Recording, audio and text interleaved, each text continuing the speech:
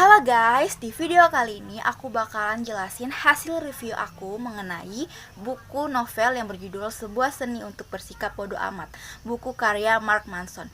Jadi langsung aja. Buku karya Mark Manson, Sebuah Seni untuk Bersikap Bodo Amat, layak mendapatkan pengakuan sebagai salah satu buku pengembangan diri terbaik. Dilihat dari judul bukunya saja sudah menarik dan membuat orang penasaran. Mungkin banyak pembaca lain termasuk kalian yang dibuat bingung dan bertanya-tanya tentang apa sih isinya, mengapa kita mesti bersikap bodo amat. Dalam buku ini terdapat pesan-pesan moral yang ringan tapi ngena banget.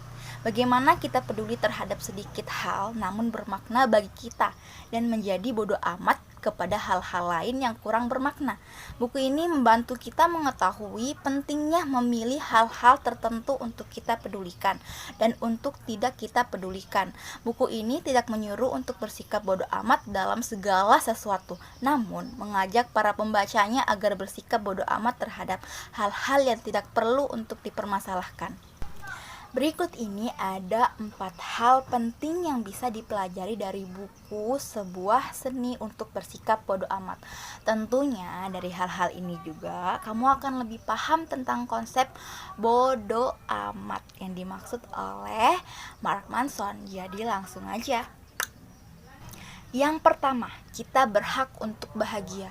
Siapa sih di sini yang tidak ingin bahagia? Tentu semuanya ingin bahagia dong. Dalam hal ini, bahagia tentunya secara lahir dan batin.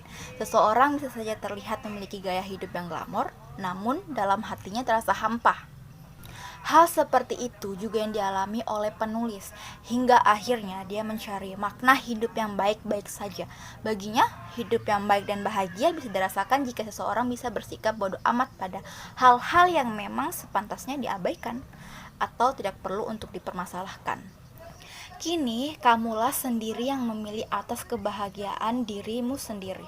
Mungkin saja saat ini kebahagiaan kamu terasa kurang lengkap karena terlalu fokus pada hal-hal yang sebenarnya tidak penting bagi kehidupanmu. Yang kedua, terlalu fokus pada hal-hal yang seharusnya bisa diabaikan. Saat kita terlalu peduli pada hal-hal ini, kita menghabiskan banyak waktu untuk lari dari masalah kita daripada berdamai dengan masalah itu sendiri. Hal-hal yang dimaksud Manson dalam buku tersebut yaitu membuat orang kagum, selalu benar, selalu merasa baik-baik saja, menjadi sempurna. Menurut Manson, kunci hidup tenang tidak perlu memikirkan semua poin-poin tersebut. Fokus pada hal yang benar-benar kalian pedulikan, karena kita tidak mungkin baik-baik saja atau bahagia selalu sepanjang waktu.